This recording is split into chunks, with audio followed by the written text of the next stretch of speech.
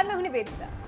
कैलाश विजयवर्गीय जो कि बंगाल में बीजेपी के प्रभारी हैं, वो अब ममता दीदी के खिलाफ उनको सत्ता की कुर्सी से उतारने के लिए पूरी जिम्मेदारी अपने कंधों पर लिए हुए हैं। और इस बीच वो मध्य प्रदेश के इंदौर जिले भी पहुंचे थे और एक जनसभा को भी संबोधित किया था। लेकिन इस मंच से कैलाश विजयवर्गीय की तरफ से बोली गई एक बात ने उनकी मुश्किलें बढ़ा दी हैं और सिर्फ उनकी ही नहीं बल्कि पूरी बीजेपी पार्टी को लाकर एक कटघरे में खड़ा कर दिया है।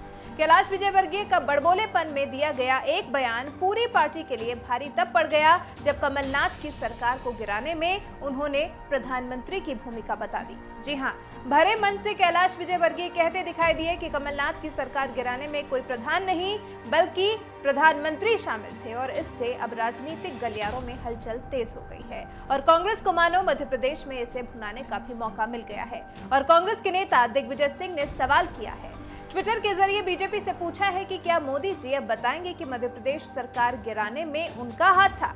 क्या मध्य प्रदेश की सरकार गिराने के लिए कोरोना के लॉकडाउन करने में विलंब किया गया? ये बहुत ही गंभीर आरोप है, मोदी जी जवाब दें। हालांकि कैलाश विजयवर्गीय ने इस पर अपनी सफाई भी पेश कर दी। उन्होंने कहा कि सम्मेलन में मौजूद लोगों को पता है कि ये विशुद्ध रूप से मजाक है। ये बात मैंने हल्के फुल्के मजाकिया लहजे में ही तो कही थी, लेकिन आपके लिए ये जानना जरूरी है कि आखिर कैलाश विजयवर्गीय ने ऐसा कहा क्या था जिस पर माहौल इतना खराब हो गया। और जब तक कमलनाथ जी की सरकार थी एक दिन चैन से नहीं सोने दिया। यदि ऐसा कोई कार्यकर्ता था भारतीय जनता पार्टी का जिसको कमलनाथ जी को सपने में भी जो दिखाई देता था वो नरोत्तम मिश्रा जी थे। तालियां बजा के नरोत्तम मिश्रा जी का स्वागत करें। ये पर्दे के पीछे की बात कर रहा हूं, आप किसी को बताना मत।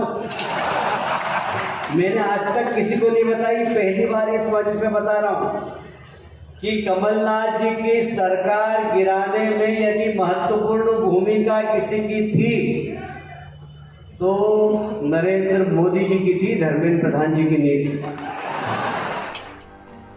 आपको बता दें, 15 साल के लंबे इंतजार के बाद 17 दिसंबर 2018 को मध्य प्रदेश की कुर्सी पर कांग्रेस का कोई नेता मुख्यमंत्री के तौर पर विराजमान हुआ, लेकिन मात्र 459 दिन तक ही ये सरकार चल सकी और फिर गिर गई। 20 मार्च 2020 को फ्लोर टेस्ट से पहले ही कमलनाथ ने इस्तीफा देने का ऐलान कर दिया था। उसके बाद से ही कांग्रेस बीजेपी पर हमलावर होने के मौके तलाशती रहती है और कैलाश विजयवर्गीय ने देखिए नरेंद्र मोदी का नाम लेकर विपक्ष को उनके बारे में बात करने का मौका दे दिया। फिलहाल आप हमें कमेंट करके बताएं कि आपको क्या लगता है, कैलाश विजयवर्गीय ने मजाक में ही सही लेकिन बयान तो गलत ही दिया है। कैलाश विजयवर्गीय ने बीजेपी की मुश्किलें बढ़ा ही दी हैं। इस पर आपकी क्या राय है, हमें कमेंट कर जरूर बताएं।